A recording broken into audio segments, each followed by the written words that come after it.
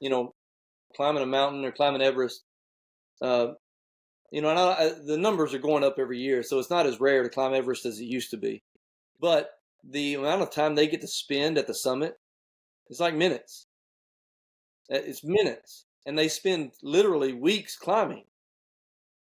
And so you don't remember. I mean, there's a photo, and they hang a flag up there, and whatever. And I'm not for those that might tune in that have ever climbed Everest. You're awesome, right? I'm not minimizing the achievement of climbing the world's highest peak. But to your point is, when you tell stories about climbing the peak or climbing to the summit or summiting, whatever the terms are, getting to the top of Everest, the stories you're going to tell are about, we were at level 2 camp, level 3 camp, level 4 camp. It took us here. It took us there. It took us here. Your story won't be about how long you spent at the summit, because you're only there. You only get like, I don't know what it is, 12 minutes or whatever. You get a photo, and then it's back down. I mean, it took me 3 hours to climb, the 12,000 foot mountain in Estes Park, Colorado. And we sat up there for about an hour, watched the sun come up, and then took another 3 hours coming down. And all my kids talk about is on the way up and the way down. They don't talk about what we did while we sat there. And so it's a fantastic analogy, because it is far more about the journey, right? I think, going back to football, you would say, we would talk about this all the time towards the end of the season. And I remember Sean Payton specifically talking about this. He would say that as we got to the end of the season, or as we get to the playoffs, and his emphasis would be on the moment, right? Focusing on the moment, appreciating it for what it is, understanding that each year, no matter how successful or unsuccessful the year was regarding wins and losses, each year, the next year was going to be different. It's going to be a different group of guys. There's going to be different coaches. There's going to be different players, different trainers. There's going to be the whole identity of the team is going to be different. It's going to be a ton different, right? And he would always talk about the Super Bowl in 2009. And he said, he would say that we won the Super Bowl. The confetti comes down. They rope off, between the 30s on the field. They usher out the losing team. They don't even get to get on the sideline, get off the field as quick as you can. They roll the stage out. They bring the Lombardi Trophy out. They get a handful of players, the MVP, the head coach, the owner, a handful of people, and this is a bunch of corporate sponsors that are on stage with you.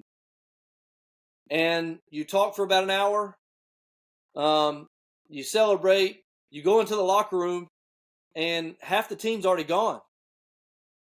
And then the head coach, gets in there late, and the MVP gets in there, and then and the MVP jumps on a bus to the airport because he's going to Disney the next day.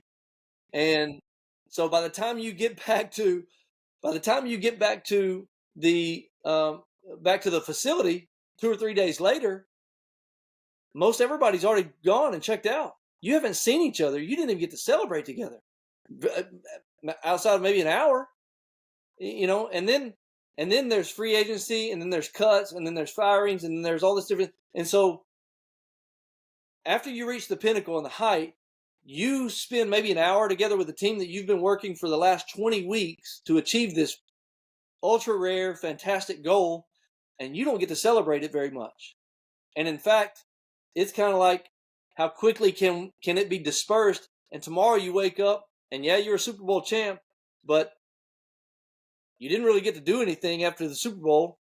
You're going to think back to the journey. You're going to think back to week 9 or week 10 or week 14 when we had to overcome 3 turnovers and go kick a field goal to win the game. You're going to think about week 12 when we had to,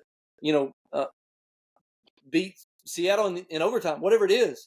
You're going to think about those aspects. You're going to think back to training camp and the goal we set for ourselves and the work that it took to get to this point. You don't necessarily think about that high achievement. And that doesn't mean, again, I'm an achiever. I find a lot of satisfaction in what I finish, the work that I finish.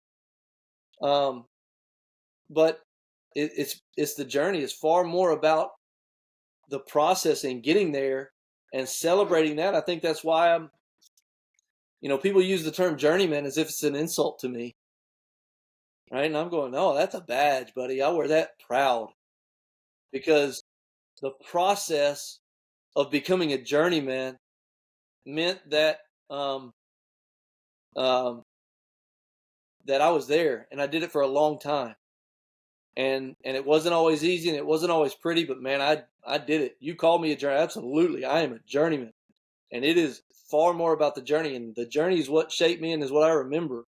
And so my level of achievement didn't necessarily reach Super Bowls or MVPs or starting calibers or whatever, but I still achieved a goal. But it's I don't hang my hat on what the achievements were. I hang my hat on the journey that it took to get there.